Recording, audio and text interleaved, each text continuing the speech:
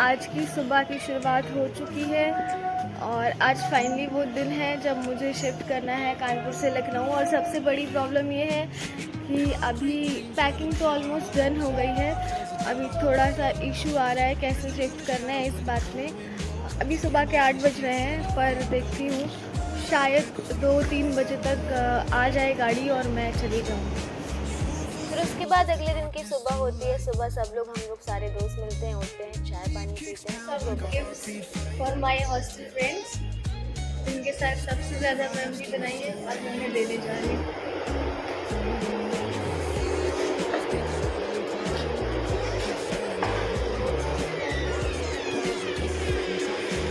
Guys क्या है? Oh my God, कौन सा मेरा है? ये मेरा है। ये बस छोटे होगा तो मैं ऊपर। Thank you. कहीं से तो छोटी नहीं हो। Thank you. खोलना है अभी? हाँ खोल लो। वैसे सानिया कहीं से भी तो छोटी नहीं हो, ज़्यादा ही हो। भारती सिंह की तरह सोनम से कम नहीं हूँ, ज़्यादा ही हूँ। राधिकाओं ने मेरे द्वारा दी गई प्रस्तुति को श्रद्धा पूर्वक स्वीकार किया। तत्पश्चात हम फिर मिले और फिर मिलकर हमने आज बहुत सारी गॉसिप करी। और गॉसिप किसकी थी? वो रिश्तेदारों के बारे में थी, क्योंकि आज मेरे साथ एक ऐसी घटना हुई जिसे मैं शेयर भी नहीं कर सकती और छुपा के रख भी नहीं सकती, पर अपनी भलाई के लिए मैं छुपा के रख रही हूँ, क्योंकि गलती से ब्लॉग देख लिया तो दिक्कत होगी। उसके बाद लंच का टाइम मिल जाता है, फिर हम सभी मिल के अपना खाना पीना बनाते हैं और खाना खाते हैं। और ये सब बस आज पूरा दिन यही बैठ के इंतज़ार कर रहे थे कि हम किस तरीके से और कितने टाइम में मैं यहाँ से निकलूँगी, जो कि टाइम आ ही नहीं रहा था। दोपहर को हम सब ने सिर्फ आराम से बैठकर लंच किया, बातें करी, गॉसिप्स करी, और आज इसी वजह से ये सब कहीं गए भी नहीं थे कि हाय एवरीवन, जैसा कि आप सभी को पता है कि मैं अभी शिफ्ट कर रही हूँ कानपुर से लखनऊ, और जब तक शायद मैं ये वीडियो पोस्ट करूँगी तब तक मैं शिफ्ट भी कर चुकी होंगी। और थोड़ा मुश्किल है यार, मतलब सारी चीज़ें ऐसा बना के डेकोरेट करके, अभी भी देखिए पीछे सारी चीज़ें लगी हुई हैं, उन सबको छोड़ के जाना बहुत थोड़ा सा टफ़ है। बट सारी पैकिंग अप्रॉक्सीमेटली हो चुकी है और बस इंतज़ार है कि थोड़ी देर में शायद निकले यहाँ से, फिर लखनऊ जाएंगे, वहाँ अपना सामान रखेंगे, जितनी ज़रूरत की चीज़ें हैं। इस बार मुझे ये रियलाइज़ हुआ कि आप अपनी ज़रूरत की चीज़ें ही लेकर रहो बाहर, अगर घर से दूर रहते हो तो। और जो बचेंगी चीज़ें वो सारी लेके सीधे घर जाएंगे। और अभी थोड़े दिन घर रहने का प्लान है, जब तक हमारे रिज़ल्ट और NOC नहीं मिल जाते हमें इंटर्नशिप ज्वाइन करने के लिए, तब तक घर रहेंगे और थोड़े दिन घर पे अच्छा सा टाइम स्पेंड करेंगे। थोड़ा अच्छा तो नहीं लग रहा है यार, पिछले 6 सालों से थी यहाँ तो, बट ठीक है, चलते हैं, बाय बाय। और क्योंकि मेरी मौसी जी कानपुर में रहती हैं, उनसे बिना मिले अगर मैं कानपुर से घर चली आती तो शायद मैं अपने पैरों पर खड़े होने लायक नहीं होती। इसलिए शाम होते ही मैं निकल पड़ती हूँ उनसे मिलने, क्योंकि मुझे पता नहीं था यार कब आएंगे कब नहीं लेने आएंगे, तो इसलिए मैं रिलैक्स हो गई। शाम पे उनसे मिलती हूँ और उनके ये 2 छोटे छोटे शरारती बच्चे, मेरे भाई बहन जो बैलों की तरह मेरे से लड़ रहे हैं, इन सब से मिलती हूँ, बैठकर थोड़ी सी बातें करती हूँ, क्योंकि शायद आज आखिरी दिन था।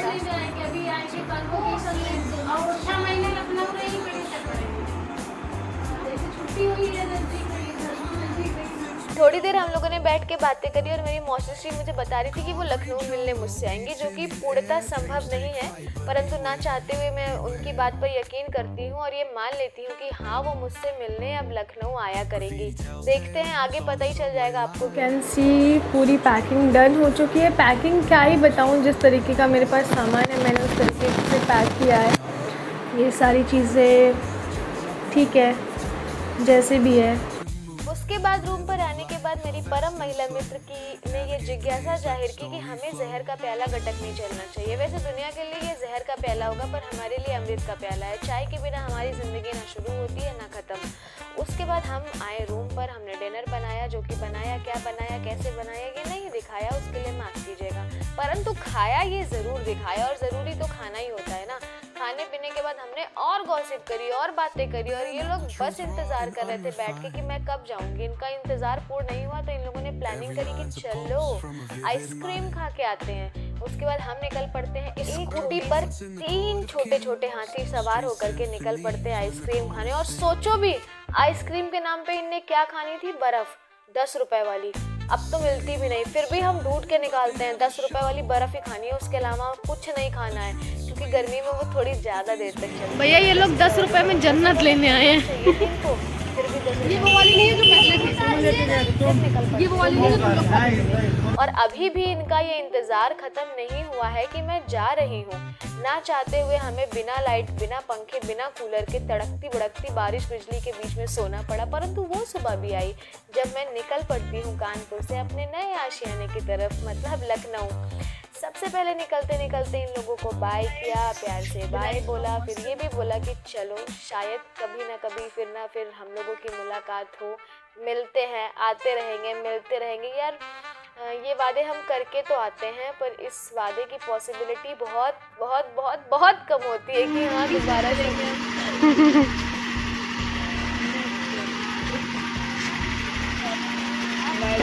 बाय।